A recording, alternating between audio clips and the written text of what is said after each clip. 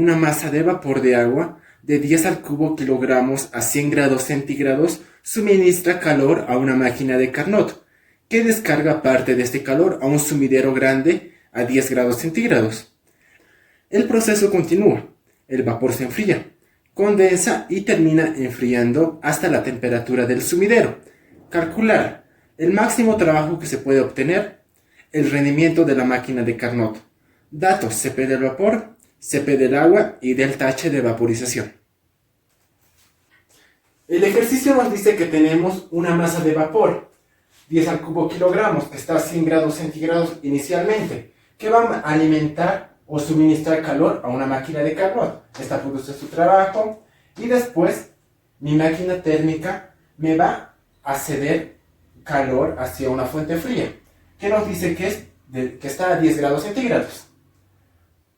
Bajo estos datos nos pide ya el rendimiento y el trabajo. También nos da datos del Cp, del Cp y del TH de vaporización. Algo importante que nos dijo el ejercicio es que ocurre en La Paz. Como ocurre en La Paz, hay dos modificaciones. La presión atmosférica ahora es 495 milímetros de mercurio y la temperatura de ebullición del agua es 87 grados centígrados. Y entonces hay que considerar esto.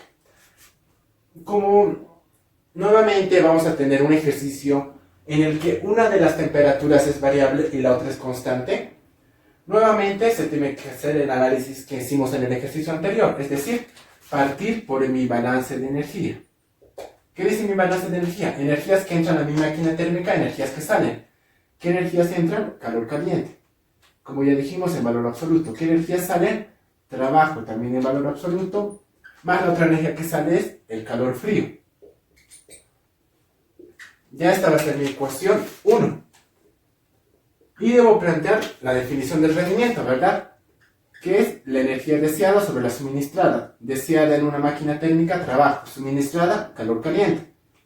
Colocándolo en función de calores, trabajo despejado de la primera ecuación es Q caliente menos Q frío sobre Q caliente. Y como ya dijimos y volvemos a repetir, cuando estamos en un ejercicio en el que una de las temperaturas de las fuentes varía, no se puede colocar en función de temperaturas. Entonces hasta aquí, esta es mi ecuación número 2. Y sabíamos que una ecuación que nos iba a servir era que delta S del ciclo es igual a 0. Ya. Entonces, como nos pide trabajo y rendimiento, la base de estos ejercicios es primero hallar calores. Y el calor más recomendable para hallar es el calor de la fuente que varía su temperatura. En este caso, ¿qué fuente varía su temperatura? La caliente. Entonces, primero hay que calcular el Q caliente. El calor caliente se calcula en base a los cambios de estado que va a sufrir mi cuerpo caliente hasta llegar a su temperatura final. En el estado inicial está en estado vapor, ¿verdad? Agua en estado vapor. ¿Y a qué temperatura está? A 100 grados centígrados. En Kelvin es 373 Kelvin. Después se tiene que enfriar para después condensarse y después para volver a enfriarse para llegar a este estado. Este estado es estado vapor, la temperatura inicial, y llega a una temperatura final en estado líquido. Entonces, si va a ir de vapor a líquido, tiene que haber una etapa en la que cambie de estado. Esto ocurre en la temperatura de ebullición, ¿verdad? El cambio de estado. Entonces vamos a seguir teniendo agua en estado vapor. ¿Hasta qué temperatura vamos a enfriar mi vapor? En este caso sería, como estamos en La Paz, 87 grados centígrados. Esta es la variación con esto. Y 87 grados centígrados en grados Kelvin vendría a ser 360. 360 Kelvin. Porque ahora sí, esta temperatura cambia de estado. Entonces aquí ya puede haber el cambio de estado y ahora ya va a ser agua líquida. Como es un cambio de estado, ocurre a temperatura constante. Entonces sigue a 360 Kelvin. Y finalmente, ahora que ya es líquido, solo tiene que enfriarse hasta la temperatura final, que es de 10 grados centígrados. En Kelvin eso es 283. Entonces a cada etapa le vamos a asignar un calor. A esta etapa de enfriamiento vamos a llamar calor 1. a la etapa de cambio de estado, calor 2. Y a la etapa en la que tiene que enfriarse, calor 3. Entonces directamente mi calor caliente vendría a ser la suma de los tres, ¿no ve? Calor 1, calor 2, más calor 3. Ya, entonces, mi calor caliente. El calor 1. El calor 1, ¿qué involucra? El paso de temperatura de 373 a 360, pero todo en estado vapor. Entonces sería mCp del vapor, porque estamos en estado vapor, por el diferencial de T. Partimos de 373 y llegamos a 360. Más mi siguiente calor, el calor 2, ¿qué etapa involucra? Involucra el cambio de estado. Como un cambio de estado se produce a calor constante, temperatura constante, presión constante, directamente sería la masa que está cambiando de estado por el delta H de condensación. Más la última etapa, vendría a ser, sigue la masa, pero ahora es enfriamiento, entonces sería Cp del estado líquido porque es un enfriamiento en agua líquida. Cp del líquido por la integral del diferencial de T. ¿De qué temperatura partimos? 360. ¿A qué temperatura llegamos? 283. Entonces, este vendría a ser el calor desglosado que involucra mi calor caliente. Evaluando con los datos, mi masa es 10 al cubo kilogramos, entonces 10 a la 6 gramos. Mi Cp del vapor, porque estamos en la etapa de enfriamiento del vapor, es 2,32. Por delta T, porque Cp era constante, 360 menos 373. Más la masa, sigue siendo la masa que he iniciado, 10 al cubo. Por delta H de condensación. El ejercicio nos da delta H de vaporización. Sabemos que el de condensación es el mismo, pero negativo.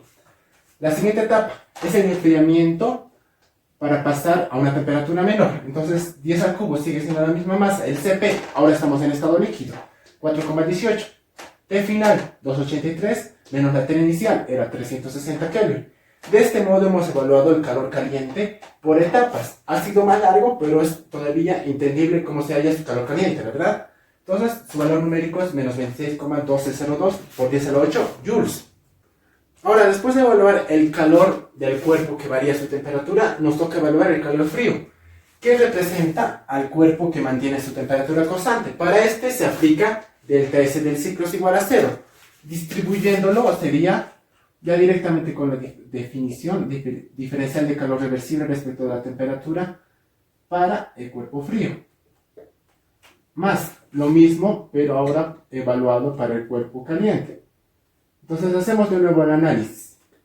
Para el cuerpo frío, su temperatura es constante, entonces sale directamente de la expresión y sería sobre la temperatura del cuerpo frío. Y ya sería el calor frío lo que estaría arriba. Ya, ahora, para el cuerpo caliente. En este caso, el cuerpo caliente, esta es una entropía para el cuerpo caliente, ¿verdad? Para el cuerpo caliente, su entropía viene representada por todas las etapas que ha tenido que pasar. En este caso, tiene que pasar por 3 etapas. Entonces, mi cuerpo caliente va a involucrar una entropía 1, una variación de entropía 2 y una variación de entropía 3. Y la suma de los 3 va a ser la variación de entropía para mi cuerpo caliente. ¿Cómo sería eso? Primero, evaluemos para la primera etapa, delta S1. ¿Qué tipo de cambio de estado tenemos aquí? Solo es variación de temperatura, entonces sería mCp diferencial de T sobre la temperatura, ¿verdad? Esto representa mi etapa 1. Ya, el siguiente. ¿Qué tipo de variación es esta? Este es un cambio de estado. Un cambio de estado se hace a calor y temperatura constante. Entonces, debería ser la temperatura del cambio de estado, que sería la temperatura de condensación.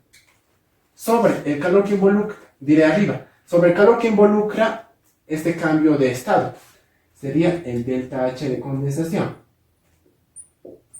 Esto estaba evaluado para mi entropía en el estado 2.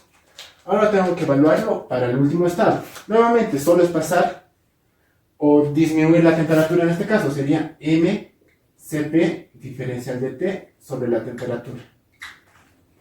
Y esto va a estar evaluado para la etapa 3. Y esto debería ser igual, toda la ecuación igual a 0, ¿verdad? De este modo es despejar calor-frío, evaluar cada uno y podemos hallar su valor, el valor de K frío. Pasemos a evaluar entonces. Esto lo vamos a mantener del mismo modo. La etapa 1. La masa sería la masa que involucra esta etapa, ¿verdad? En todos los casos va a ser la misma, que sería 10 a la sexta, ¿verdad? 10 a la sexta. Por el Cp. ¿En qué etapa estamos? En la etapa de cambio de temperatura de un vapor. Entonces debería ser Cp del vapor. Cp del vapor es 2,32. Por diferencial de T respecto a la temperatura. Eso ya es integrable, sería logaritmo. Temperatura final sobre la inicial. Para la etapa 1, ¿cuál es la final? 360. Sobre la inicial. ¿Cuál es la inicial de la etapa 1? 373. De este modo ya hemos evaluado la entropía de la etapa 1 para el cuerpo caliente. Y ahora vamos a la etapa 2, que sería el cambio de estado. La masa seguiría siendo la masa que está involucrando el proceso, 10 a la sexta gramos. Delta H de condensación es el negativo del delta H de vaporización, ¿no ve? Entonces sería menos 2260 sobre la temperatura de condensación, que sería 360 Kelvin. Ya, ahora con esto hemos terminado la etapa 2. Vamos a la entropía de la etapa 3. Esta etapa, ¿qué vendría a ser? La masa sigue siendo la misma masa que estaba involucrando en el proceso. Por el Cp. Cp, como estamos en un cambio de temperatura en estado líquido, Cp del líquido. ¿Cuál es? 4,18. Por diferencial de T sobre la temperatura. Eso ya es integrable, sería de nuevo logaritmo. Arriba la temperatura final, abajo la temperatura inicial. ¿Cuál es la final de la etapa 3? 283. ¿Cuál es la temperatura inicial de esta etapa? 360. Y de ese modo ya hemos evaluado todas las entropías para el cuerpo caliente. Y toda mi ecuación tiene que estar igualada a 0. Ahora solo es despejar calor-frío y ya tengo su valor. Despejando de mi ecuación, Q frío me sale 20,8459 por 10 a la 8 joules.